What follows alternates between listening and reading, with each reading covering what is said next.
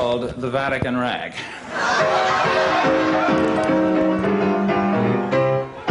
First you get down on your knees, fiddle with your rosaries, bow your head with great respect and genuflect, genuflect, genuflect. Do whatever steps you want if you have cleared them with the pontiff. Everybody say his own Kyrie eleison, doing the Vatican Rag.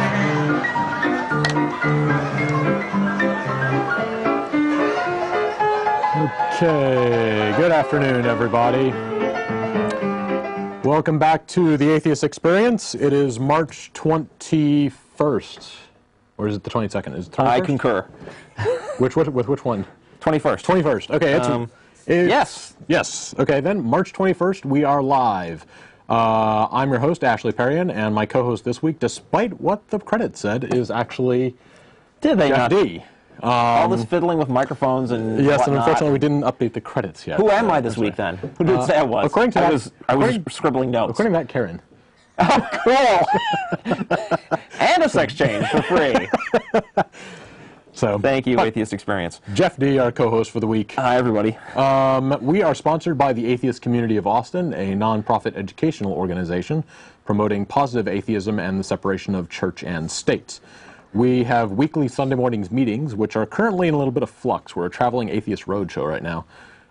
This week we were at the Austin History Center. The third Sunday of every month, we have a lecture series at the Austin History Center on 9th and Guadalupe. That starts at around 12:30, and that was today. Alan Campbell was our speaker, talking about Exodus the movie, which is about the founding of the modern-day Israel. I didn't actually make it this morning, but I heard that it was a fairly good lecture. So our normal lectures, we do have one every Sunday morning, but like I say, it's in a state of flux right now. We don't actually know where it's going to be next week. We're changing it. It's what? Crescent City Beignets. Okay, apparently it's at the same place that it was, Crescent City Beignets, which is on 6th Street, I want to say around 1200 6th Street, West 6th Street. And that starts around 10:30, 11 o'clock, something like that. As for other regular things that we do, every Monday night we have Godless Gamers at the house of Russell Glasser.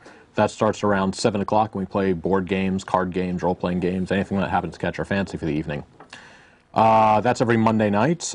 If you go to our website, atheist-community.org, they have a link there to you can email the webmaster, and he usually has information on all that kind of stuff. He can get you details if you need that. Apart from that, that's on Monday nights. On Thursday nights, we have Atheist Happy Hour at Antonio's Tex-Mex, which is on the southbound feeder of I-35, just south of 183. That starts around 7:30, and people trickle in and out all evening. So just come in there and look for a loud table of atheists, and that would be ours. Apart from that, this coming Saturday, we're having a special event. There is a Renaissance Festival in Smithville, which is between here and San Antonio, basically, about an hour south. We're going to be doing that this Saturday. We don't have exact details on when we're leaving or anything like that, but that's going to be pretty much an all-day event. So again, write to the webmaster or get on our email list if you want a little more information on that one. Other thing that we have on every other Saturday, we have the Non-Prophets, which is an internet audio show, which this man hosts and Russell Glasser produces. Quick flash, did you catch him? I'm back. Jeff hosts that one. That is every other Saturday. There's my name. Okay. That is every other Saturday, and I believe it's this upcoming Saturday. Yes, that's correct. Okay, well, are you having one this upcoming Saturday? Yes, we are. Okay. Okay, I didn't know about the Renaissance Festival. It could have been postponed or something like that. I have not heard that we're postponing the show. So as far as you know, some of us are not going to get to travel back to the Middle Ages in San Antonio. Okay. So apparently there will be a live showing, and that's on atheistnetwork.com, 2 to 3:30 every Saturday. It's an MP3 stream. Also, if you have trouble getting to that, if you go to our website, again, atheist-community.org, click on the Non-Profits link. They have a link there to the live feed. And also the past episodes. And that you yes, can about a half listen dozen. to on demand. Yeah, about half dozen or so of those. That is all of that. one other thing that we announced, University Atheists and Agnostics. That's a registered UT student organization, and they have been going on for about two and a half years now or so. You can get more information on their group at uana.com, and they have meetings every Thursday. Check the website and get details on exactly where and when there. All right, I believe that's it. One thing, actually, I'm sorry, I keep coming up with things to announce. I have been forgetting to mention our email address for the last, month. We have an email address for the show, tv@atheist-community.org. If you don't get a chance to call us up, or you're hanging at the end of the show and we just didn't manage to get your call, you can write to us like that. And like I say, we'll put those email messages up on the website. If they're good, we'll reply to all of them. And if you have any ideas for shows, what we can do, any improvement, feedback, anything like that, write us in and we'll take it into consideration. So, anyway, that is truly well and it for the announcements this week. Again, it's March 21st. We are live. We have reruns every Tuesday at 4:30 on the same channel. What we're going to do now, though, is go over to our new rotating co-host, Jeff D., and find out what he's got for us this week. Well, I was scanning the news recently and came across an interview with Democratic presidential candidate John Kerry, the presumed Democratic presidential candidate, right? Potential future POTUS. Isn't there still some formalities they have to go through before the party officially nominates Illinois or Iowa? Or for all intents and purposes, though, everybody is assuming. Anyway, a while back, I'm not sure how many years old this article is, but he was interviewed by American Windsurfer magazine. Apparently, John Kerry is big on windsurfing. Well, I know he's doing skiing this week. So what? He's skiing? I saw an article. Was that in the news? He's taking a week off right now to rest and relax before the real campaign starts, and so, yeah, they should have won skis. So. I don't care what our presidential candidates do in their off time, really. But he was interviewed in American Windsurfer magazine. This is before he became a candidate for president. Okay. But the subject of spirituality came up in this interview. And he asserted that atheists and agnostics have spirituality. He said, "Spirituality is a fundamental for us. I mean, it is the overpowering, driving foundation of most of the struggles that we go through here on earth, in my judgment. I am a believer in the Supreme Being, in God. I believe without any question in this force that is so much larger and more powerful than anything human beings can conceivably define. I think the more we learn about the universe, the more we learn about black holes and the expansion of the universe, and the more we learn what we don't know about, our beginnings, and not just of us, but the universe itself, the more I find that people believe in the Supreme Being." Wow, the man knows how to ramble. Yeah. I don't get much out of that statement. And I got to point out, nothing about black holes indicates that there's a God. Yeah. Nothing about the expansion of the universe indicates that there's a God. And in fact, it appears that the more we know about stuff, just assuming that as time goes on we learn more stuff, Of course. the fewer people believe in the Supreme Being, because polls are showing that belief in a God is dropping. It's doubled.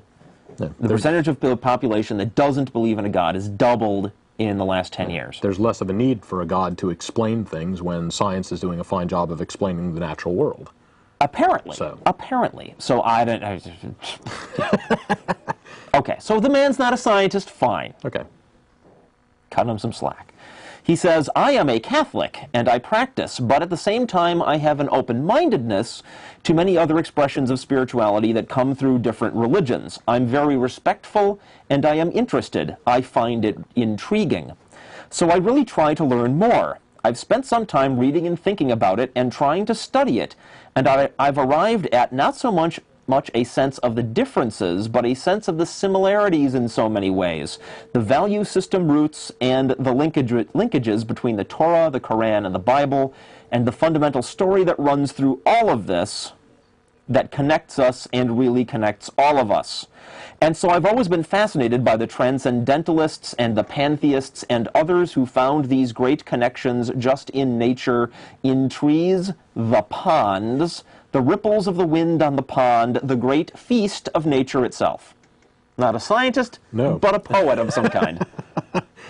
Was this like a written interview? I don't know. I don't know. I mean, this is one heck of a speech to just be rambling off, on the cuff. Well, if it was written, he probably wouldn't have said, Good point. And back here when he was talking about black holes. Okay. And so I've always been okay. I think it's all an expression that grows out of this profound respect people have for those forces that human beings struggle to define and explain. It's all a matter of spirituality. I find that even agnostics and atheists wind up with some kind of spirituality, maybe begrudgingly acknowledging it here and there. Wow. But it's there. Okay. Perhaps on some of them. I read this, and I wasn't sure whether I should be insulted or not, because I don't know what he means. Yeah. Spirituality is kind of vague. It's extremely vague. I mean, it's black holes and it's trees and ponds, and it's okay. The closest thing he comes to explaining what he means is profound respect for the forces that we struggle to define and explain. Okay. And then he says that's a matter of spirituality. He doesn't say that is spirituality. Yeah. He says it's a matter of spirituality. So I'm not sure. I mean, it could be that he's saying something extremely innocuous. Yeah. Or it could be the equivalent of saying, yes, well, I know that all those Hindu people really want to eat cows as well. I mean... But earlier on, he also goes on about belief in a higher power and just the general... some higher force or power. Yeah, and there's that thing too. I mean, maybe this whole respect for the forces of nature thing that he's talking about, the transcendentalists and pantheists, maybe he's jumped away from that now when he brings in atheists and agnostics. Not that we don't have respect for the forces of nature. I mean, of course. Falling off cliffs kills us just as much, but so I found myself compelled to try to figure out what the heck spirituality means. Okay. Because I want to know if I'm insulted or not, I mean, particularly when we're talking about potentially the next president of the United States. I'd like to know. And he'd like to know too, because he says he really tries to learn more. He spends time reading and thinking about this and trying to study it. Okay, I will send him the tape of the show. And he goes on in the interview from this to broadening and saying, well, it's all a matter of understanding how different people think. Okay. So that when you go into international politics, right, relationships with other countries, you've got to be able to put yourself in the shoes of the people that you're talking to, understand where they're coming from, so you can, reach some sort of understanding. Yeah. Okay, so here it is. I went to the handy www.dictionary.com, typed in spirituality. Here we go. You ready? Okay. The state, quality, manner, or fact of being spiritual. Oh, that's a big help. Okay. So look up spirit. Spiritual. Spiritual. Of, relating to, consisting of, or having the nature of spirit. Not tangible or material. See synonyms at immaterial. Immaterial. Definition 1. Wild goose chase. Of no importance or relevance, inconsequential or irrelevant. Wow. Okay. Now, I'm pretty sure that's not what they mean. No. And there is another definition for immaterial, the number 2 definition, which is having no material body or form. The first one's just funny. Okay. But I'm sure that's not what people who call themselves spiritual mean. They don't mean, the state, quality, manner, or fact of relating to things that are completely unimportant. I'm sure that's not what they mean, even though a lot of atheists might agree. Having no material body or form. Okay. So what is all this? Air has no material. Well, it's got relating to, matter. Consisting of, or having the nature of having no material body or form. I still don't get it. Yeah. What do they mean? That's only the first Okay. definition for spiritual. Okay. There's a second one. Of, concerned with, or affecting the soul. Okay. Now there I can definitely shoot him down, because he might mean something like that, right? Atheists do not believe in a soul. Yeah. So we cannot have this relationship with souls, because we don't believe in them. Yeah. Number 3, of, from, or relating to God. Deific. No, we don't believe in those either. Of or belonging to a church or religion. Sacred. Nope. That's not us. Relating to or having the nature of spirits or a spirit. Supernatural. We don't believe in that. Supernatural. So it's all those are just nonsense. It's got to be this first thing, right? Relating to or having the nature of spirit. Of not tangible things material. without any material body or form. Okay, so would that So be I considered think I've your got a consciousness? huh? So I would assume your consciousness. It But doesn't have a consciousness- material body or form. Consciousnesses have material form. Consciousnesses a live in process. brains. It's a process. They're a physical process. Well, okay. Okay. We're getting a little ahead of Okay, ourselves. okay. I did then go and look up spirit, right? Ready? The vital principle or animating force within living beings. Okay, well, Okay. not believing that there's any little ghostly beings inhabiting us, making us be alive, and instead going with the medical evidence, which is that it's blood pumping through our veins and electrical activity in the brain. Vital forces, chemistry, and biology. You can't stick atheists with that one. That's 1A. 1B, incorporeal consciousness. This is what we were just talking about. Okay. There is no evidence whatsoever, and therefore we don't believe, though apparently a lot of people do believe, that consciousnesses can be anywhere outside of physical processors like brains. Yeah. So that's not us. Spirit, definition 2, the soul considered as departing from the body of a person at death. Okay. We don't believe in one of those. 3, the Holy Spirit. Now that's specifically Christian. Even Muslims and Hindus aren't spiritual if that's the definition of spirit. Number 4, a supernatural being, such as an angel or demon, a being inhabiting or embodying a particular plane of existence, object, or natural phenomena, or a fairy or sprite. Okay. All those counted out. 5, is there anything we can call spirit yet? No. 5, the part of a human associated with the mind, will, and feelings. Okay. Again, consciousness. Example. Your thoughts. Though unable to join us today, they are with us in spirit. Now, very bad quote to put with it. yeah, that's 5A. 5B, the essential nature of a person or group. Well, we agree that things have... there's ways you can describe stuff, and if you want to call that its essential nature, that's maybe putting too fine a point on it, but we think that people have, personalities that are distinguishable from one another. You could say that. Well, yeah, I mean, we definitely have, the spirit of the ACA is such and such. I guess we could. I guess we could say that. Would we say that, though? Or would we be getting into this quagmire of perhaps weird definitions, 90% of which don't apply to us? Perhaps, but it could still be a relevant way of talking about something. Number 6, a person is characterized by a stated quality. He has a proud spirit. Right? That's personality again, right? Very similar. Personality. 7A, an inclination or tendency of a specific kind. Her actions show a generous spirit. Similar. 8, a mood or emotional state. The guests were in high spirits. It's personality and emotion, right? Yeah. That's the things in here that atheists actually believe in. Team spirit, spirit of 76, spirit of the law versus the letter of the law. That's like getting into these implications, which is another thing, right? Alcohol. Okay, I know they don't mean that. Okay, so... I never know. All right.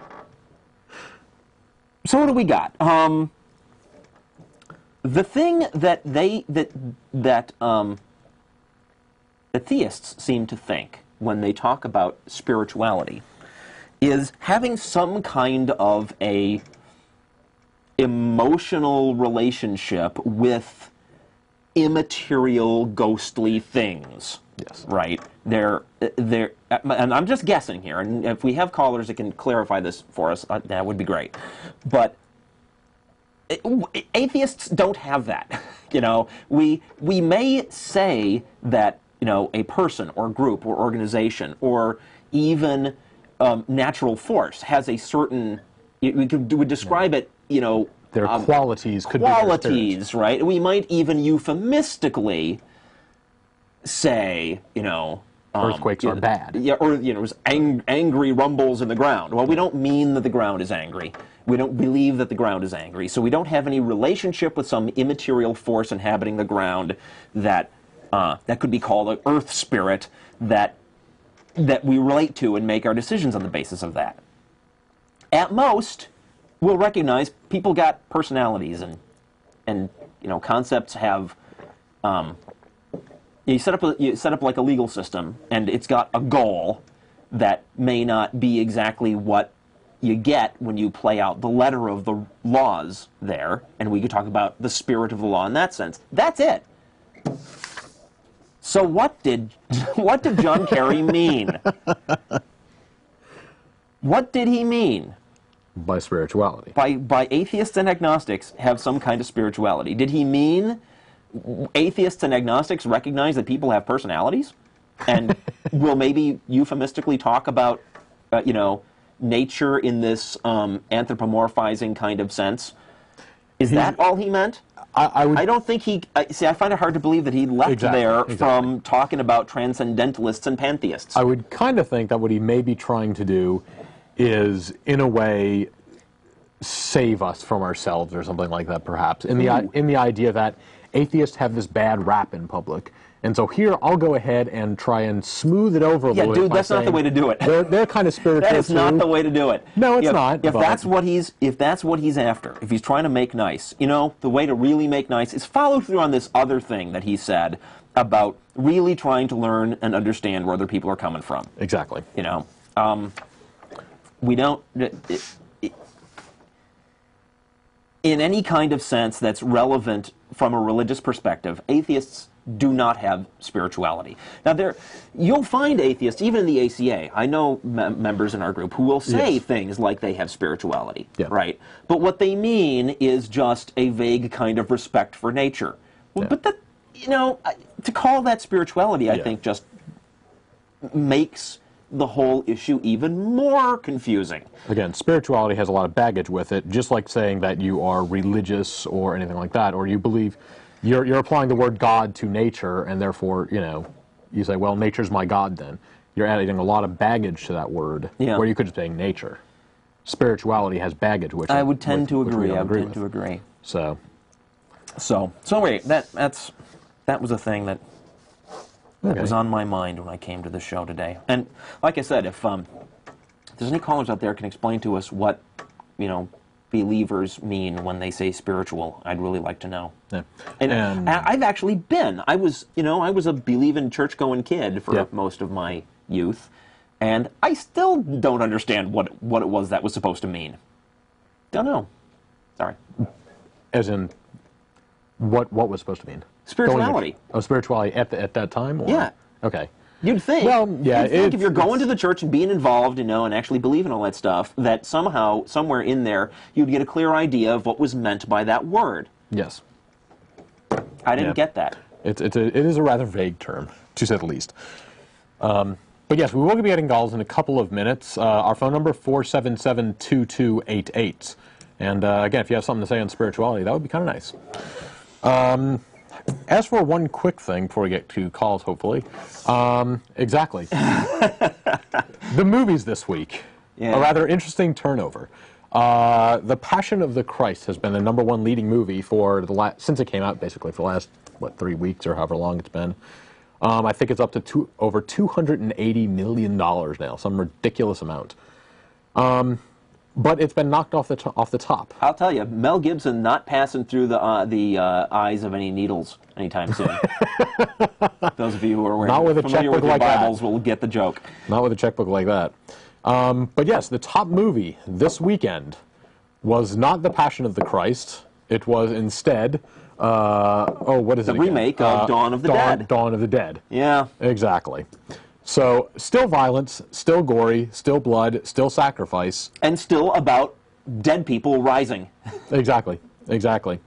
Lots and lots of ties between those two movies, actually, if you start to think about it. There are some surprising parallels. And there's actually a character. You haven't seen the film yet. I haven't seen this one, no. But, you know, it's a remake, so it's not like I'm in terrible danger of giving anything away. There's a character in the film who insinuates, without any evidence, of course, insinuates that the reason why the dead are rising and coming and attacking the living in that movie is because it's God's judgment on humanity. Yeah. Well, you know, the reason that Jesus in the Passion of the Christ rises from the dead at the end is because that's God's judgment on humanity. It's just in one case, you know, it's this, it's humanity's back it's this door. nice happy man in a robe, but in the other case, it's like throngs of people with their brain-eating creatures with their flesh falling off. The other one they had with that, Jesus sacrificed himself to save the world. Got beaten to a pulp, sacrificed himself to save everybody else. In the Dawn of the Dead, it is the live humans, who are also the good people, who are, perhaps not willingly, but at least partially, sacrificing themselves up to the marauding hordes of zombies to perhaps gain everlasting life. Yeah. Life through immortality, or life through unlife, through deadness, or whatever. You too can eat brains with the rest of us. Yeah. And yeah, quick movie review. On Dawn of the Dead. Okay. It has some nice moments. All right. Well, I guess we can go ahead and take our first caller. You not do news anymore on this show? No, we don't. Did you bring any? No. Okay, then. Let's go straight to callers.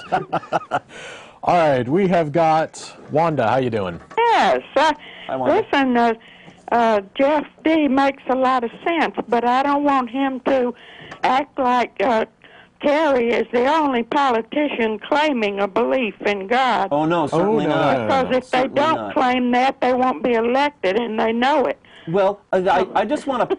I was particularly struck by this one because the interview took place before the presidential campaign, and also it was in American Windsurfer magazine, not a place where, where it's a big opportunity to get a lot of votes. Well, maybe in California. Well, to be fair, maybe you should stay out of politics because that's part of their campaign. They never win without that. Oh, yeah, but that doesn't make it right. For instance, George W. Bush said all life is sacred. Yeah. Yeah, but bring that out. But there's also the idea that religion and the government should be separated and should not be intertwined all that much. Exactly. And so the government, any politician should not be out there saying, I want to get elected, and God bless everyone who votes for me. Yeah. That's not something that should be brought up. Yeah, and by the way, I don't buy this premise that you absolutely have to be religious in order to succeed in politics. I mean, that may be the current climate, but you look just, at New Zealand, there was a little flap when some of the members in their government started turning on each other, with one guy outing the woman who's the Prime Minister of New Zealand as an atheist. That's New Zealand. Well, no, I know things are different here now. Even if there's no reason it has to stay that way. Yeah. Even if you look at people like Jesse Ventura, he's not exactly the president or trying to be president, but he's doing fairly well, and he was doing fairly well. And, while he's not exactly, an atheist, perhaps, he's certainly not exactly a Bible-thumping Christian either. So he's had some hostility towards religion also. So...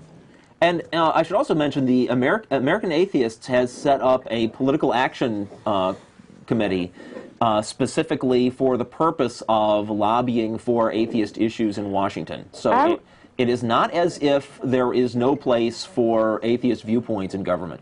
Well, I realize that we're going through a phase, and we're ending it, I hope, that the primitive religion, you know, but for the time being, they don't dare depart from religion and expect to win. Right. Well, you'll have to face that. But that's why folks like us are, making a point of being out in public so that atheism can be something that's talked about. I tell everybody about the program. Oh, thank you. Thank you.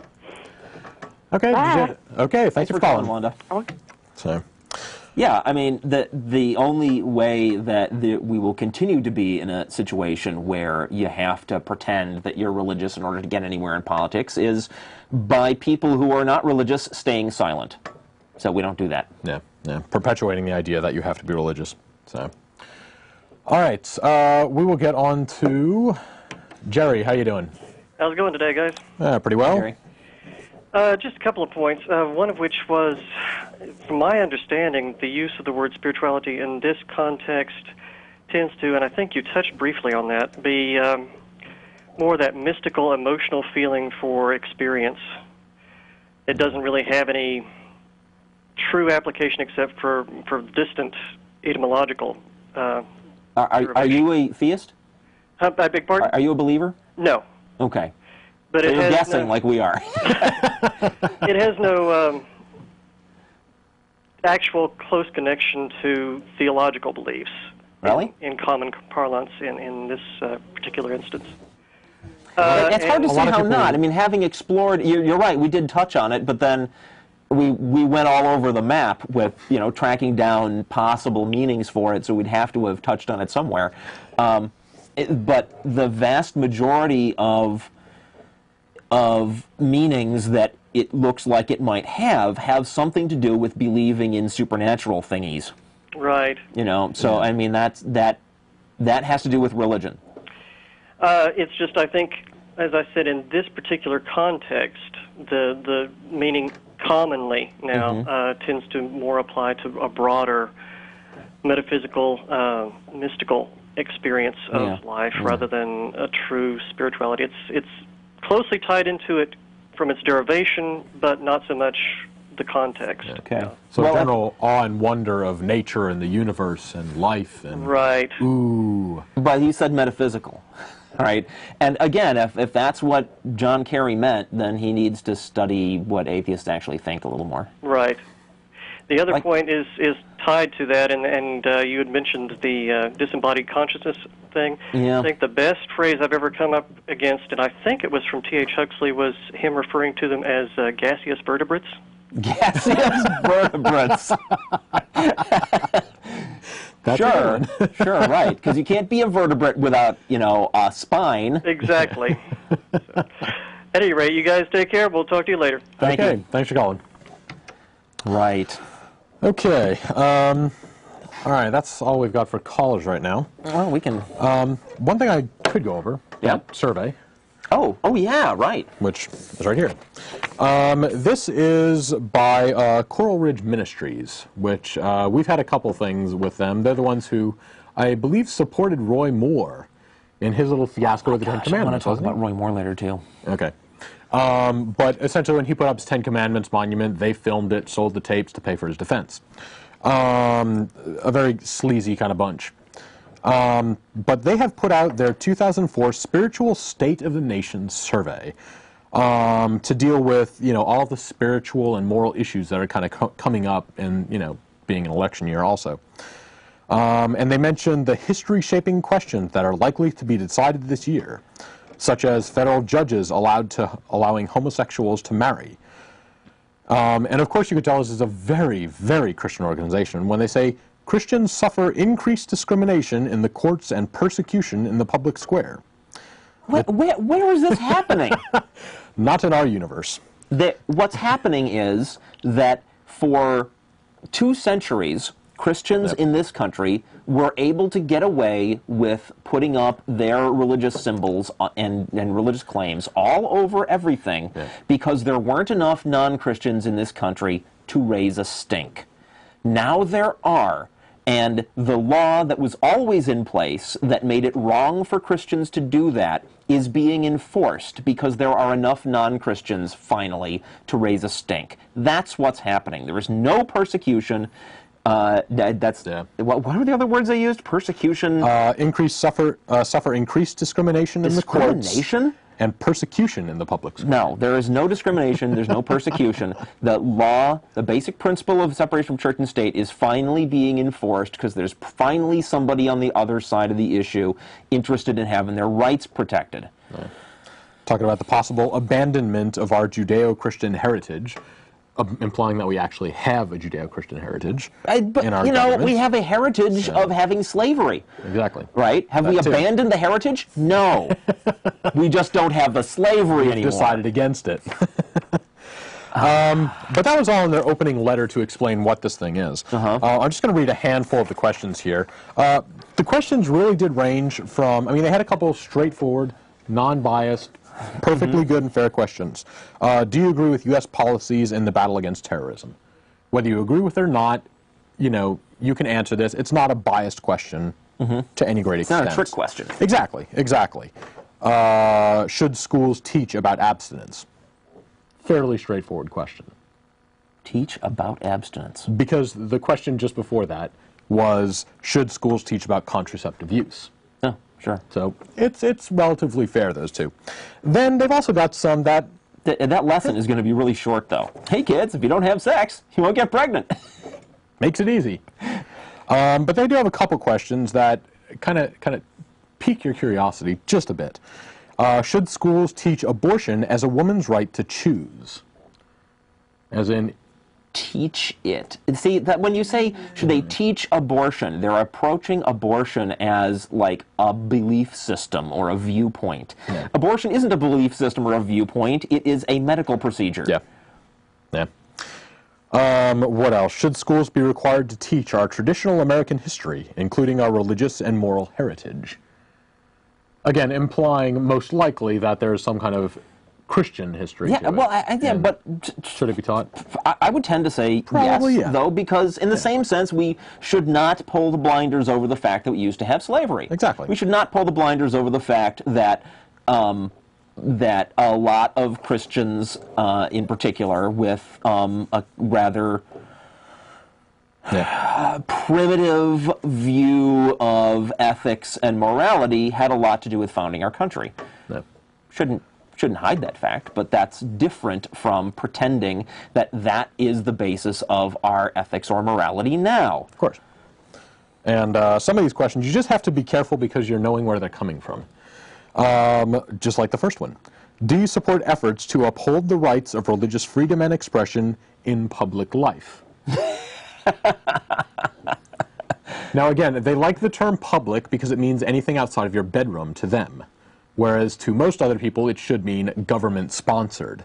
As in, the government doing something is a public act. Sure. But putting up the Ten Commandments on your front lawn is not public in that sense. And when I took this poll, I did have a lot of problem with that one. Exactly. Because it's way too vague. There are places where there are circumstances under which it is perfectly okay for a politician to mention their religious views. Mostly when they're given their opinion about something. Yeah. I got no problem with them saying, you know, in my opinion, as President of the United States, blah, blah, blah, blah, about God. You know, that's their opinion. But when they go and say things like, God is on our side in this war, when they're making a statement of fact and presenting the viewpoint that their God is on our side, much less that he exists, as a fact, right in the face of millions of Americans who do not happen to believe in his God, then that's a problem. Yeah. And then some of their other ones. Should students have the right to pray in public school classrooms, at sporting events, and graduation ceremonies? Implying in some way that they don't have the right currently. They have the right to pray. Exactly. They can pray until they're blue in the face. What they don't have the right to do is take over that event as a religious exercise. Exactly. That's what they don't have a right to do. Exactly. Yep, that was another difficult one. And of course, what they're going to do with all these questions is, if I go ahead and say, the perfectly logical thing is, of course, students should be able to pray at school.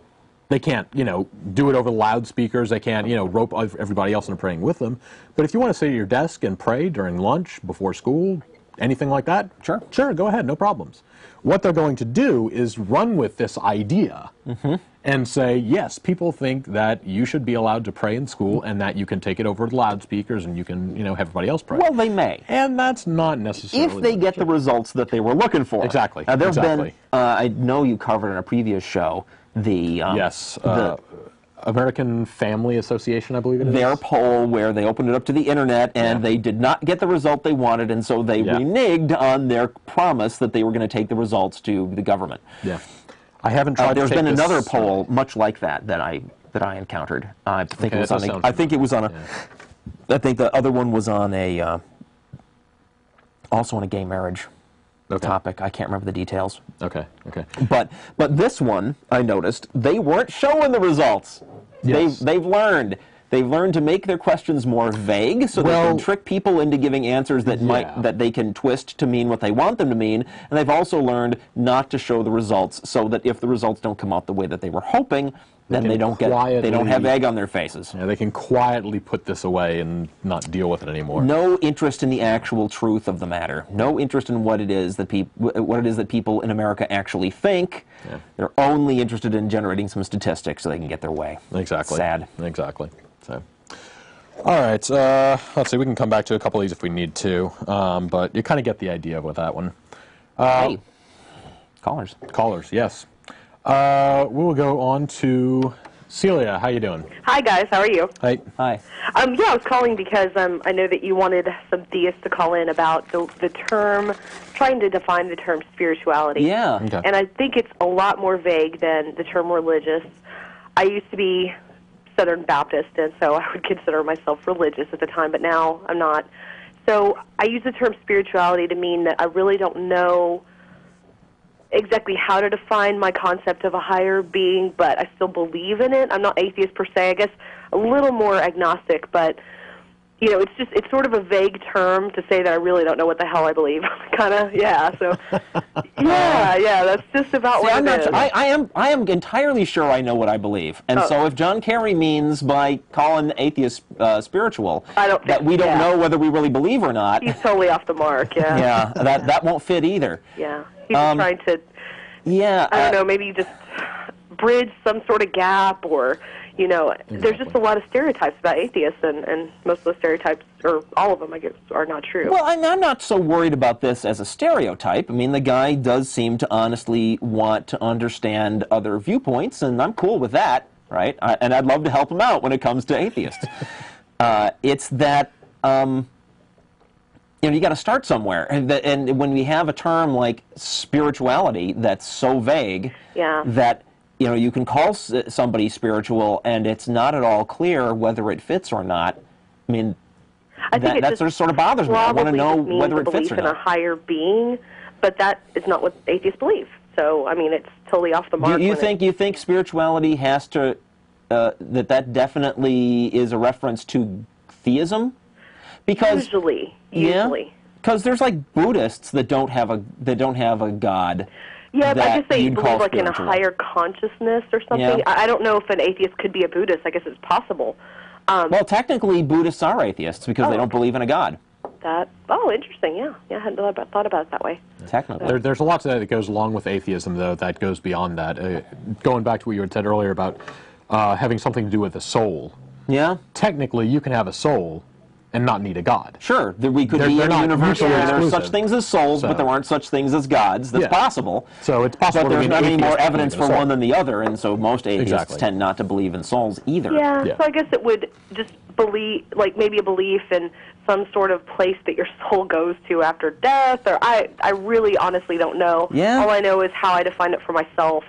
You know, I've heard it defined in other ways, and religious people tend to get really freaked out when you use the word spiritual because they think you're talking about some new age mumbo jumbo, and you don't want to define it, and so it's just hard for all of us out there. Spirituality usually is someone who doesn't want to define themselves as being. You don't want to say that I go to this church, or I am a Baptist or something like that. I don't want to close off any of the avenues. Yeah, it's kind of a general I'll say theist, and so you're spiritual. Yeah. So Is that what that means? So it's kind of like an in-between agnostic and Christian. It reminds me of a scene from the movie The Mummy where this guy was confronting this undead being or whatever it was, and he held up a Christian cross, and that didn't stop the mummy. So he held up a Jewish star. That didn't stop the mummy. So like he kept putting up all these different religious symbols. It was pretty funny. Wow. Just, he wanted to cover all his bases, basically. Yeah. Yeah. So I I'd hope that love. was some sort of help for you, but I mean, it's just such a vague concept. Exactly. I think it just really means something different for everybody. Yeah. But but that makes it useless when folks like John Kerry want to say something nice about everybody, right? Yeah. If it's so vague that, it's vague enough to cover everybody except atheists, as far as I can tell, and yet he wants to apply it to us too. I'd love to come up with some happy, positive thing that he could apply to everybody, that where we could be included and not raise our eyebrows and go, boy, is that really us?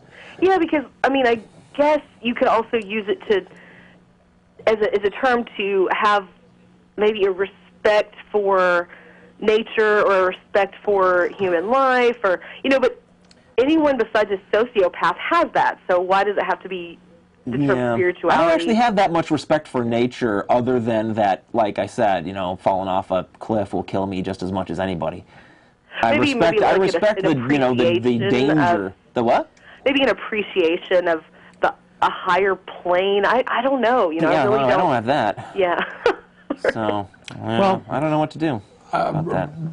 Respect of something higher. Again, it's almost back to spirituality, as in it's kind of vague. Yeah. As in, I'm into astronomy a little bit, and so it's really neat to get out there. Last night was a vernal equinox. It's kind of neat to just take a step back and realize what's happening and what's going on. Yeah. When I look up in the sky, I could see, like 5 different planets up right now at night. Look through a telescope and you see this, this fuzzy blob in the middle of it. But, it's actually 100,000 stars all wrapped together in a little ball. That's kind of neat. That's kind of cool to realize what actually is going on there. Definitely. It's an appreciation of what that is and how much bigger it is, I guess, than we are. But is that spirituality? Maybe it's just like a sense of not being That's a tough alone one. or something. It really is a vague concept, and I guess what spirituality means for me is that I'm not alone in the world, in the sense that, of course, there's other human beings, other animals, other insects and stuff like that. But I guess I just have this sense that I was created by something. I don't really know what it was, or it's just so difficult to define. Okay. Yeah. Okay. No, I think what you're saying is a pretty close definition based on everything else I've heard from people calling themselves spiritual. I think you're right. I think that's the sort of thing that it is. Yeah. And but even though that's still a little vague, doesn't appear to apply to atheists. No, I wouldn't say so. Yeah. We can look at a galaxy and say, "Gosh, that's cool," right? Yeah. But is looking at something in nature and saying, "Wow, that's cool," is that spirituality? I don't think so. I don't think so. Yeah. I think it's good. I think it's a good, reaction for people to have. Sure. Respect for human life, we got that. But like you said, everybody's got that. Is that spirituality? Respect for a tree, or something like that. I don't know. Yeah. We're still struggling to figure out what he meant. Yeah, I guess you'd have to ask him specifically, but I guess it's better than the swaggering, guy that we have out there right now. That no, absolutely, very pro-Christian and whose dad said us atheists aren't even citizens. Just shoving it in everybody's face and making it very clear that that is the right way to be. Exactly. Yeah, no, I agree. I mean, I'm very. I'm glad that Carrie is trying to understand everybody. Mm-hmm. I'm just trying to help him along, because I think he's got a misunderstanding when it comes to atheists. It reminds me of Clinton when, well, not this particular instance, but I'm reminded of Clinton when he was talking about, they were going through this whole, Monica Lewinsky thing, and basically he kept referring to that is between us and our God, I guess, and so I guess that I could respect that a little more than him, that if he were to say it's between me and God, as if he is a supreme knower of what is out there. And I personally tend to think it's between him, his wife, and Monica, but and nobody else's business. But well. Well, thanks, guys. Okay, thanks for calling. Good luck. Bye. Oh, I Yeah. have something to say about it. Completion escaped my mind now. Ugh, hate that when it happens.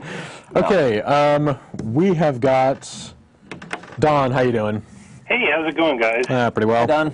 Yeah, I'm the partial, sometimes co-host on the show, and Yeah, I don't know yep. if it's breach of etiquette to call in, but No.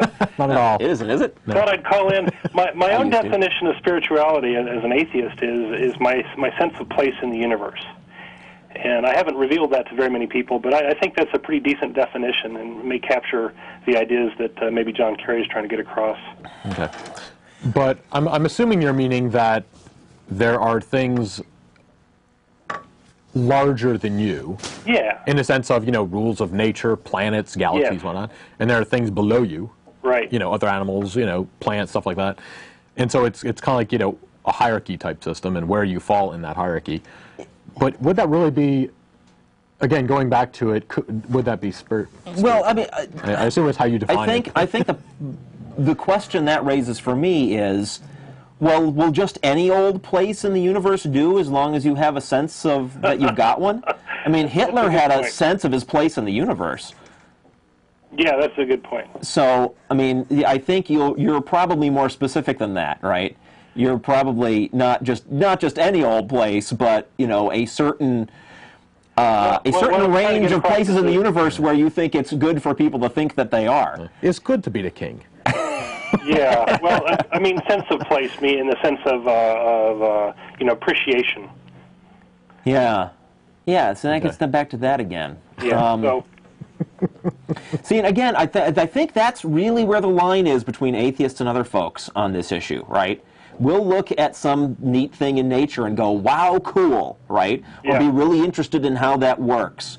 Or, and want to study it, want to understand it, think it's pretty and want to just look at it. We have all that kind of stuff. Mm-hmm. But what we don't have is going on beyond that and wanting, leaping to the conclusion that somebody did that, and boy, we're glad they did that for us to appreciate. right, right.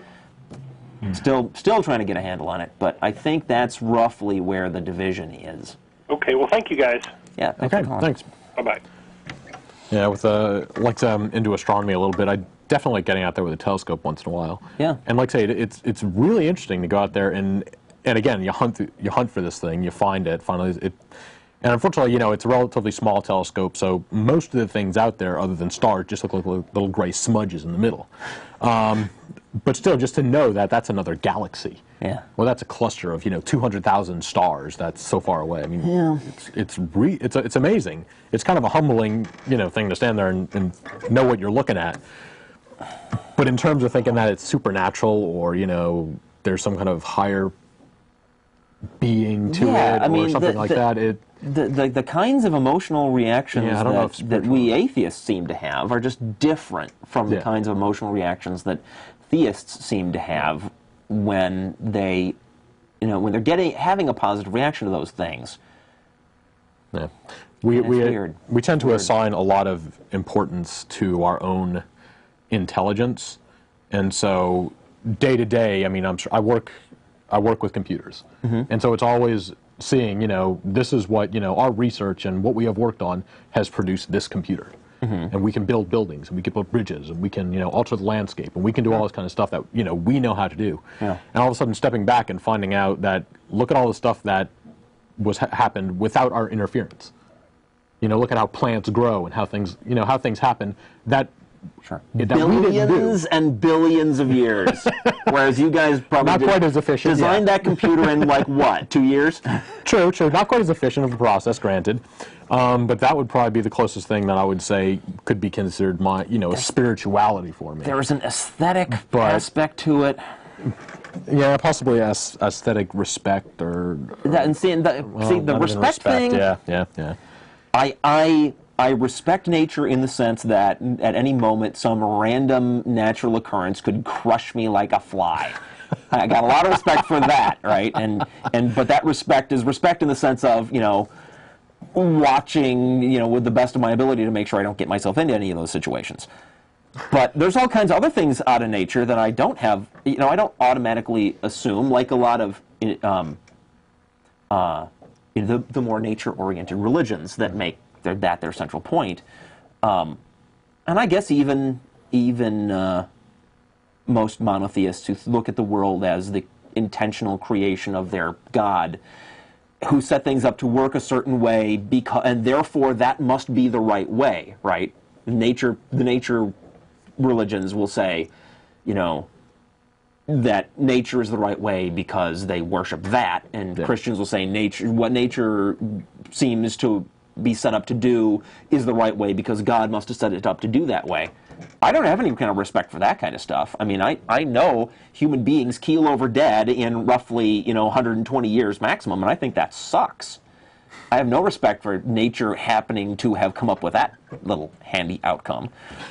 And I think we ought to change that medically as soon as we possibly can. But then at the same time, I can look at a cool sunset and go, wow, that's just keen. So I'm split on the whole respect issue. Yeah. Okay.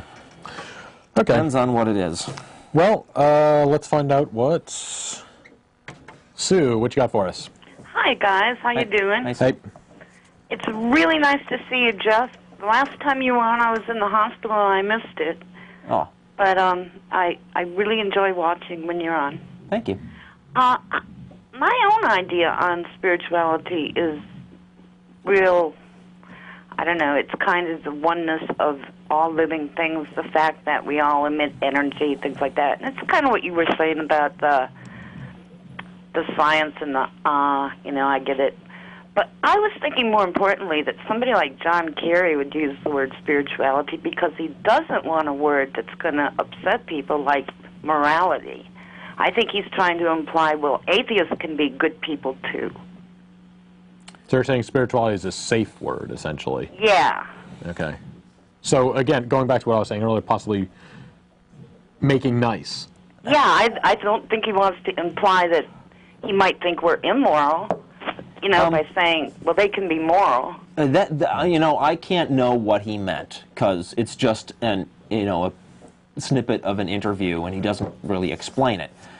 But having done a dictionary hunt to try to figure this out, I didn't see anything in any of the potential meanings for spirituality in, looking it up in the dictionary. Yeah. That had anything to do with morality. Exactly. Well, someone was saying that we needed to have other choices for president besides white males. That we should have maybe black people or women.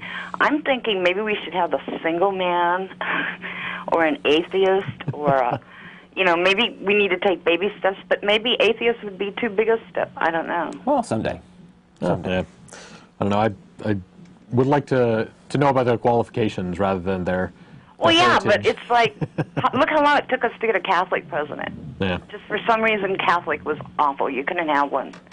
And we finally had one, and then... And then they shot him. Yeah. Idiots. That's what they did, yeah. Even if...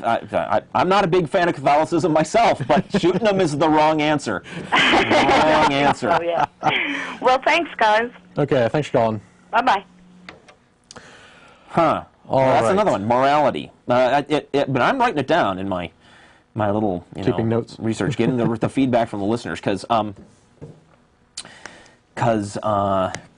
still curious, and I don't see any reason why that shouldn't be thrown in the mix. And dictionaries are not the absolute final word on what things mean. Yeah. Well, spirituality, I've never really seen that as a direct tie to morality. You could still be a serial killer, but still, have in a sense, higher power. I think there's a sense in which the term spirituality is used in the sense of, a spiritual person is one who stops and thinks deeply about things. And folks like that tend not to be so much axe-murderers. Yeah. maybe that is a connection, right? Sort of a wisdom sort of thing, but to me, it's not. Of course, I'm a big supporter of people stopping and thinking carefully about things, but to me, it's also important how they go about doing that. What kind of logic they're applying to the things they're thinking about before I'm willing to slap a happy label on that. Exactly. Like wisdom or spirituality. Yeah. Okay. All right, two quick things. Again, we are a live call-in show. We've got about another half an hour left. 477-2288. Give us a call and tell us what you think. Also, if you want to write in, tv@atheist-community.org. Like I say, we can always take emails. But phone calls are a good thing, and we will go to John. What you got for us? Hello? Hi. Hello? Hi, John. Yes, you're there? Yeah. So y'all guys don't believe in a God? Right. Yep. And, do y'all have a soul, an inner being? Well, we either do or we don't, but we don't believe that we do. Yeah. We would bet Of course, we not. could be wrong about any of these things, but, you know, we're just going by the evidence. Until it's proven otherwise, we will choose not to believe in souls and gods. But y'all have emotions, right? Sure. Well, yeah, but... Feelings? Sure. Yeah. All right. Y'all do? Yeah. Yeah. All right. We're people just like you. All right. Yeah, emotions are biological, though. Yeah. They're biochemistry going on in your brain. Yeah. That's emotions. All right, cool then. Talk to you later. All right, thanks Okay. for calling. Glad we could straighten that out. All right. That's a fair question. Don't laugh at the guy. Yeah. So, but yes, a lot of that does come from brain chemistry, and again, there are good reasons that we feel happy, sad, and love and respect. And there's also all those bad other reasons, things. but True. but it's still brain chemistry. All right. Okay. Let's see. One or two of these other questions. Oh, yeah. Why not? From the survey. Yeah. Do you support protection of the public display of Ten Commandments from the attacks of such groups as the ACLU? Now, again, public they're defining as anywhere other than, your bedroom. Whereas There's only a very limited number of places where they don't belong. And those Exactly. places are called, public government buildings. Yes. Ten Commandments displays on your front lawn, at your church, In your private in a privately owned park, any of those things, perfectly okay. Yeah. Nobody has a problem with that. Yeah. We can't say anything, and we wouldn't. I have no objection to, I think it's Hobby Lobby. It is a very religious company. Yeah, I know. And they're closed on Sundays and stuff like Yeah. that. If they want to clear out, a center portion in their store and put up a huge granite monument, Yeah, go for it. right. They But of have course, that's every why right I in the don't. world. That's why I don't shop there. Yeah. But again, we have nothing to say about that. It's in public. But yeah, they can do whatever they want. Right. Yeah, I don't shop there, but that's my choice. Yeah. Right. I don't want. Which is exactly the reason why they can put it up. I get enough exposure to religious paraphernalia, in the news. I don't need it. I don't need it from my local craft store either. On top of that, but that's it. I mean, I wouldn't go shop there, but they have every right to put up a monument in their building if they want to, or have their little pointed comments posted on their door about we're closed on Sunday so our people can go to church. Yeah. That's fine. I find it silly and ironic, but that's their right. I'd never tear it down. I would never try to pass a law telling them they couldn't. Yeah. Let's just go shop elsewhere. Yeah. It's a private business. They can do pretty much whatever they want. That's legal. Sigh. Do you believe that some of the national media present anti-Christian programming under the guise of objectivity and journalism? No. That was a clear no. That's a pretty good answer, solid answer you got for that one. What, do you think they were getting at something more subtle than that? I mean, you know what I mean? You turn on anything, you will see 10 times as many religious weirdos, right? As any extremist religious weirdos getting airtime on the news than you'll ever see atheists. Yeah. 10 times as many. Yeah. Every once in a while you get a Ray Hyman from Psychop or a James Randi or one of those guys. That's it. Every once in a while. Yeah. And what is it? Should schools promote homosexuality as an acceptable lifestyle? Now, the schools typically don't promote heterosexual. That's as right. a lifestyle. I mean, they don't say that you should be getting boy girl. That's a good way to go about things. They don't do that.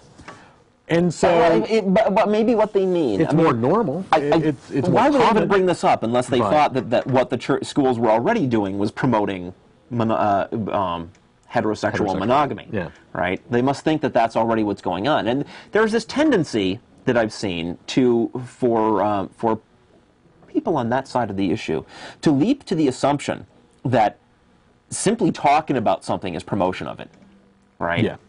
And not only that, not talking about certain things is promotion of the opposite side. Promotion of the thing that they're not talking of the opposite view from the thing that they want to talk about, right? I mean, I've had Christians tell me that if you don't talk about God in public schools, then you're promoting atheism. Yeah. But that's not talking about God isn't atheism. Well, didn't Roy Moore say that recently? You said you wanted to go over Oh, I had this Roy Moore thing. A good time. You know what Roy Moore's supporters tried to do? I don't know if you covered this in the previous show. No, but I think I heard about it on the radio. Roy Moore's supporters tried to argue. They went back to the Alabama courts, and they said, you know that big empty space in the courthouse where the 2-ton monument used to be? That empty space is a monument to atheism. And so that violates the separation of church and the state, and you have to get rid of that by putting the monument back. Can we just put like a taco stand there? It was instead? thrown out, but that is so nuts. It's So, like, empty space. Look out, Roy, there's an empty space behind you over there promoting atheism. Just not talking about religion is not atheism. There's all kinds of scholarship and books and opinions and education that could be disseminated about atheism if somebody had a mind to do so, right? But just not talking about God isn't atheism. Yeah.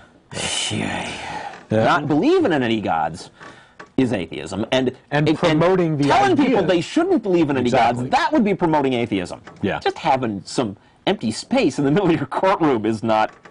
Putting up a monument to say God, there is no God. Belief in God is ludicrous.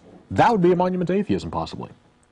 Right, yeah, It would be a fair one. Sure, and the government should not be in the position Exactly. of telling people not to believe in any gods. Exactly. If But the government isn't doing that. Exactly. Exactly. They're they're taking out this very, very obviously Christian monument It just and just not replacing it with something else. That is not atheism. It just makes me want to rip out my hair when they come up with arguments like that. Well, too late. Wasn't that last time I was on the show? We talked about the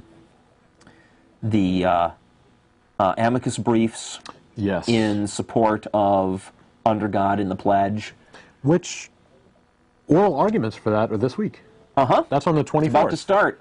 That's on the 24th of March, and so yeah, it's just Tuesday or Wednesday. Everybody or relax. So. The Newdow's criticism of that law is not an attack on Christianity. It's not prejudice against Christians. It's not anything other than the playing out of the Constitution the way it was supposed to all along. The only reason it ever got this far is because Christians are used to a society where the percentage of Christians was so high that they could do that stuff and nobody would ever challenge it. That's the only thing that's happening. Yeah. If you don't like it that there aren't so many Christians in our society, you go right ahead and do whatever you want to within legal limits and ethical limits, please, to convert people to believe in your religion. That's fine. Yeah. You got every right to do that, but it's not an attack on you. Yeah. Argument and debate is something that should be promoted. So getting ideas out there and learning about different points of view, whether you agree with them or not, is a good thing. And when I mean ethically, I mean like no more of this stealth Christianity going into public schools under the guise of what do they call it? Motivational speakers that are in fact Christians trying to get the kids in the school to go to their church. Yeah. It's underhanded and deceitful. If that's what you need to do to spread your religion, you may as well give up. Yeah. So. Anyway, people, again, it's a live call-in show. It's Sunday, March 21st, and you can call us 477-2288. Like I said, we got a little while left on the show. Definitely want to take some more callers, so pick them up. Yeah, we've gotten only one theist calling in trying to explain what spirituality means, and she was, a generic theist, believing that there is some sort of force like that, but not really knowing, exactly what it is or and that which is not at all representative of the vast majority of organized religions. Now, I'd like to so get that didn't tell us a whole lot. Have some Christians calling in and tell us again what what do you consider spirituality to be versus religion, for instance? I'm assuming those are two different grounds and two different topics. So, but yeah, finding out what the spirituality side of things would be kind of interesting. All right, we will go to Judge. What you got for us? Good afternoon, gentlemen. How you doing? First of all, I am a god. You are what? No, I'm a recovering Catholic, man. It's okay. Okay. The one thing I don't agree with, I am a devout atheist. Okay. There was no God. What does that mean? Man would have created one, you know. But I'm not out there preaching it. I don't think it's my duty to go out there and push my trip on other people. Yeah. I don't think it's right for Christians or Jehovah's Witnesses or. Oh, God, I can't even believe I said all that. But, to push their trip, and I'm not out there to preach to anyone. Everyone should do what they want to do within their own faith. Mm-hmm. And even though one man's religion is another man's belly laugh. Yeah. I don't think we should be out there being called terrorists like we would be if we were out there preaching atheism to everyone else. Yeah. Ooh, terrorists. Well, people call people terrorists nowadays at the drop of a hat, right? Yeah, but I don't want to start on that one, okay? Yeah. But I'm sorry. You want to take this first? I think. I mean, I agree with you in. Hate to use this, but it's a word that comes up right now. In spirit. There's another. But okay, that's enough. But I mean, I understand what you're trying to say, as in nobody should be pushing their beliefs on other people, and while I'll agree with that. In a sense, if everybody agreed to that, if everybody would just have their religion, live their life day to day, and realize that it's their own personal private beliefs, then I'm all for it. That's perfectly fine. The trouble is, most people don't agree with that, especially the religious people. They have their idea that, you know, we have this religion and it's supposed to be promoted. We're supposed to spread it because, you know, it spreads happy, happy, joy feelings.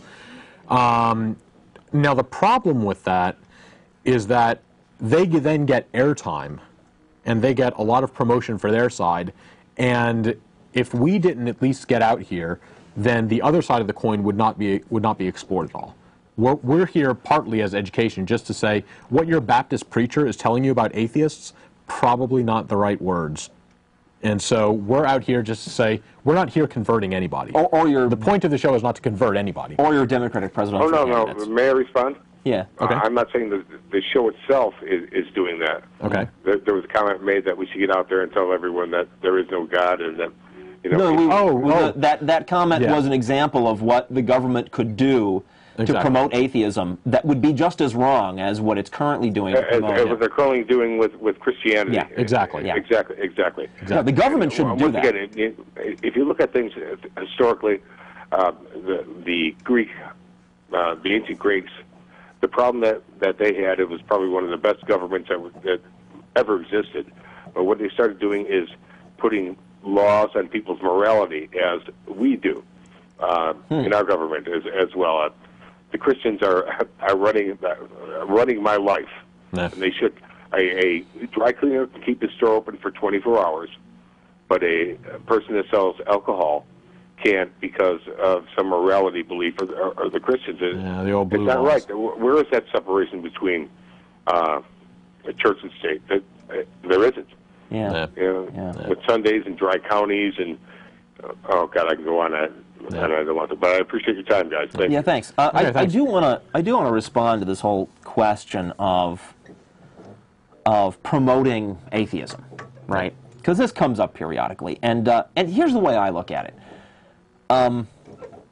It's not against the law for Christians to go out and proselytize, and it shouldn't be, right? Yep. And because it would be extremely creepy if we tried to institute laws to prevent people from encouraging others to believe the same things they do. Well, you know, we need that. We need the ability to encourage other people to believe as we do, to pass on, you know, information that happens to be true.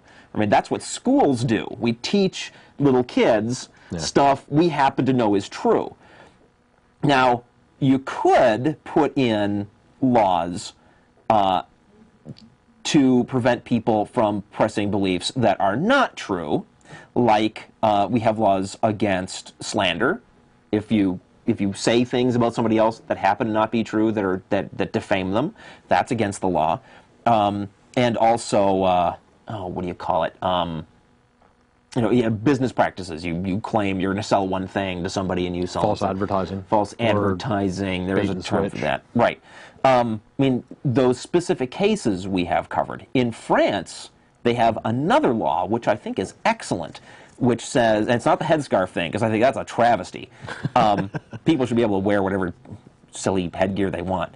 But they have a law that makes it illegal for proselytizing to occur when the target of the proselytizing, the target of the preaching, is in a when they're in a vulnerable situation. Right? They're poverty-stricken. They've had a death in the family. All those things that religions love to jump on as opportunities to convert people. That they made all that illegal, and I think that's an excellent idea, because the problem, in my view, is not the mere act of trying to get somebody else to see things the way you do. I think everybody has to have that right. The problem is when people use trickery and deceit. I mentioned the stealth Christian motivational speakers that are stalking our public schools these days. There's a lot of those things going on, and it's just despicable. That is something that should stop. But that's the problem. It's not the mere fact of trying to convince other people to see as you do. We do a certain amount of that on this show, right? Just like anybody else, when asked to explain our viewpoint, we will. And when you do that, you can't help but be in the middle of an act of attempting to get somebody to see things your way.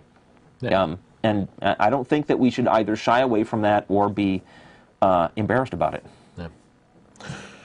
All right. We shall go on to Steve. What you got for us? Hi.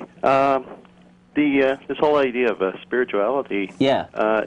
I think that it comes from the fact that a lot of people, I think, really do live and kind of judge things by their emotions more than intellectually. Like the experiences they have emotionally are what is really the core of what their existence, or what they, and how you explain it, how you explain what causes that or what's going on is the difference, I think, between believers and atheists. How you explain the experiences. How you explain the emotions what emotion you're is? Why you're feeling certain. In other words, your reaction to the world emotionally. You can come back and go, okay, why do I feel that way? Now, I'll give you an example. I have a feeling sometimes the best described as gratitude or gratefulness. Okay, that's a good feeling where I'm glad, and it's like I want to thank somebody because things have gone my way. I know there's nobody to thank. Yeah. And I think it's because I'm evolved as a social creature, and that my emotions are built for interacting with other people, that when I feel happy, I want to thank somebody, and even when there's nobody there. Yeah. I can explain that. But the feeling is very powerful. I feel it quite strongly, and to describe it, that's the best way for me to describe it. So I think it could be that some of this spirituality is that word gets used for sort of emoting when there's nobody else there and reacting when there's nobody else there, as if there was somebody there, and it kind of implies a belief in a God. Excuse me. But it doesn't. Yeah. I mean, it seems like it would imply a belief in a God, but it doesn't really mean you have to. And, right, you can have the feelings, but consciously be aware that... Right, and I think that's the difference. And it worries me a little bit. You said something earlier that, atheists have emotions differently than the rest. And I don't think that's really true. I think we experience... if we said that, we were just flailing around wildly. I know. I'm not trying to make a big point there, but I do worry that... we don't share enough that, you know what, all these big, powerful feelings of awe, kind of emotionality or whatever it is, are experiences that everybody experiences, and a lot of people use the fact that they have that, is really the reason why people end up believing in things. Yeah. Because, if you don't really think about it, you think, how can I be grateful to the world outside of me if it wasn't there? to be grateful too. You know, if it wasn't another being. And in fact, I've heard that that exact sentence used as an argument to prove that a God exists. Exactly, but it's more because we're kind of built to react to other human beings, and so and we're smarter than we used to be. I mean, we've evolved our way along, and so now we're kind of realizing things beyond just the other human beings. Yet we're still responding to it with our kind of animal emotions. Yeah, and we have this idea that again, when somebody, you know, when you're in a little tribal village and somebody brought you, you know, a skinned chicken or something like that, you know, it's kind of a nice gift. You thank the person for it. And now, you know, when you've got that same kind of, you know, thankful built-in emotion for having, you know, fields of fruit or something like that and these, you know, really big things in your life to be thankful for, well, it must be some kind of really, really big, powerful person up there to be thankful for. And I just want to make sure we don't forget to share with people that, you know, hey, you know, we really do feel these things. Yeah, we can explain them as biochemistry. If you do that real quick, when you say, yeah, emotions, that's just biochemistry, it seems like you're basically saying, I am like, you know, Data or something in the Star Trek show, and I don't really feel them. I understand what they are, but, you know, we're not different in that way. Yeah, it's possibly a different understanding of what's happening, but yeah, I mean, I still have all the same feelings that everybody else has, religious or not. And it's not in the dictionary definitions, but I really think that spirituality word somehow is hooked in with this emotional thing. I think the soul, when people talk about the soul, I think it's that center of emotion and experience that makes them think they have one. And anyway, that's my 2 cents worth. All right. Okay. Thanks. Okay, thanks, Sean. That's the 5th thing I've written down. No, and that's the thing. It's just this big catchphrase for a whole bunch of stuff that's sort of loosely interconnected and, you know, and stamped with this giant single term. Yeah. All right. We will go to Ted. What you got for us?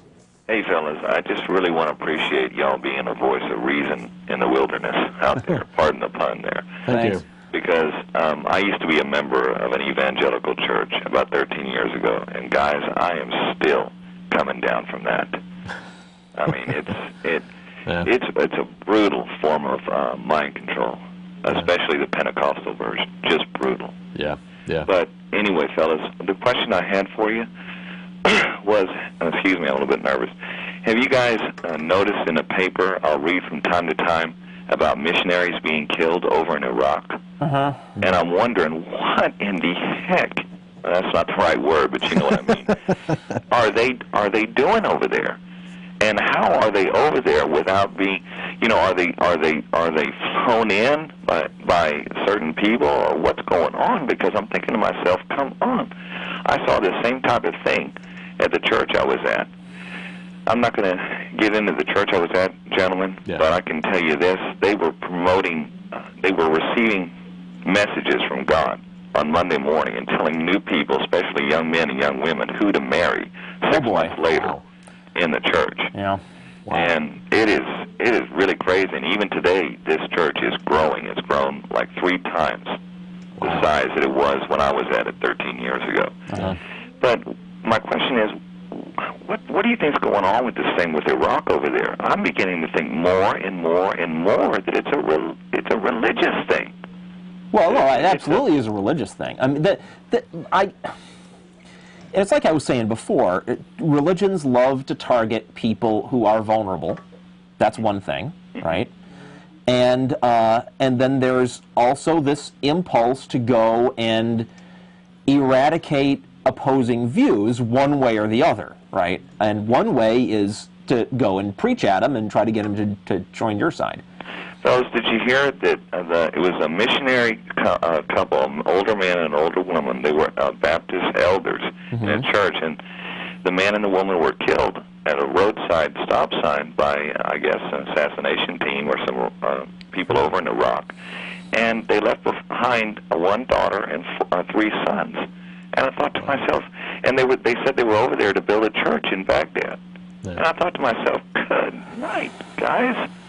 You know, maybe first and foremost the priority, if you want to believe that religious view, is that you're there to first and foremost take care of your children, not the guy halfway around the world. Yeah. Well, and I don't know what to say, guys. I just wanted to get, I really value your opinion. You're very reasonable men, and you really do provide a breath of fresh air, even if you don't have a lot of people that call. Oh, we usually do. It's been so strangely quiet today. Quiet today, but... Maybe it's because I asked people to explain spirituality. Yeah, forget it. I think what's happening is I think they're mixing that and morality exactly together, and you can't, you know, if... You know, when I was at the church, they would always tell me it is the grace of Christ, you know, that frees you. Well, what are these people doing around instituting more laws? Yeah. If it's truly grace... If it's all just taken care of. If God can do it, why do we need laws for it? So, Right. You know, it all... I'm sad to say, it all makes a kind of sense. If you believe all that stuff, right? If you believe, for example, world's about to end, did this church into that whole thing, the imminent apocalypse? Was that one of their things? Yes, sir. Yeah. If you believe the world's about to end, and it's really a question of saving people so that they don't get tortured eternally, but instead get to be in heaven with everybody else forever, right? And you know your kids are already saved, well, of course you go and risk your life to try to convert some Muslims to Christianity. Of course you do, right? Because that makes sense in that worldview. That your life doesn't matter. What matters is going to be the eternity after you're dead, and right now is your last chance to convert as many people as possible. Makes a kind of sense. The only problem is that it's not true. Yeah, I mean, it's unbelievable. And one final question, guys, if I may. Tell me what both of you guys, what your feelings are about this Fox Cable News Network. I mean, the Fox channel. I am proud to say that the other day I walked into a bank that was showing Fox News on their TV monitor. Like 90% of every other place on the planet, apparently, that has a TV monitor for people standing in line to watch. And when I got up to the person at the register, I said, look, you know, could you just tell whoever is in charge of determining what channel that's set to that not everybody appreciates Fox's right-wing agenda? Right. They didn't change the channel or anything, but you got to start somewhere. Yeah. I really appreciate it. Hey, and guys, just keep up the good work. You're a really fabulous man. Thank you. Okay. Thanks. Thank you. Bye. Yeah, I don't actually watch Fox myself at all. I've heard of all the horrors of it, but I well, don't you can't actually hardly watch it help myself. it. You go anywhere, and that's what they're showing. Yeah. Anywhere. But for the 3 minutes I'm in the bank when they're saying, you know, this bombing happened today and 3 people were killed. I see what you're saying. You know, I mean, if that's biased, then, you know, no. The bias is mostly, from what I've seen, it's mostly in the realm of their choice of people that they give talk shows to. Okay. Right? Yeah. Just all. Yeah. Okay. All right. And read Lies and the Lying Liars Who Tell Them by... yeah, I've gotten about halfway through the audiobook on that, and then... by Al Franken. Picked it up again, so... But, yeah, astounding book and well-researched, as well as humorous. Yeah, yeah. All right, we got about 2 minutes left. Doesn't look like we're going to be getting any more callers today. But, again, tv@atheist-community.org. If you have something else to say or think something during the week on spirituality or anything else to do that we might be interested in, drop us a note, and like I said, we'll read on the air if it's something interesting.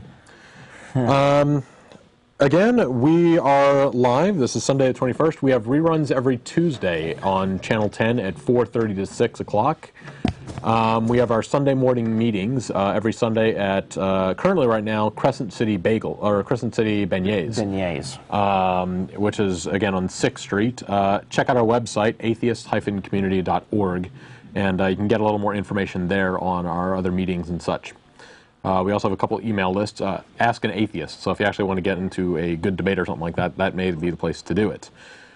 Anyway, it was a really good show. Thank everybody for watching. Thank you, Jeff, for coming on. Thanks for having me on. Helping out. So I'll be on in like a month? Thereabouts. Okay. Yep. Next week, we're going to be having Russell Glasser on. I'm not exactly sure what he's going to be talking about. I think he mentioned something about... it escapes me right now anyway. But he's supposed to be on next week. So are we spiritual or not? I guess it depends what they mean. It depends on the definition. In a nutshell, I would probably say no, though. Yeah, if they mean the same thing they mean when they say that a believer is spiritual, probably not. Exactly. So... Well, everybody, have a great weekend. We'll see you next week. And theists, we don't hate you. We just think you're wrong. Goodbye, everybody.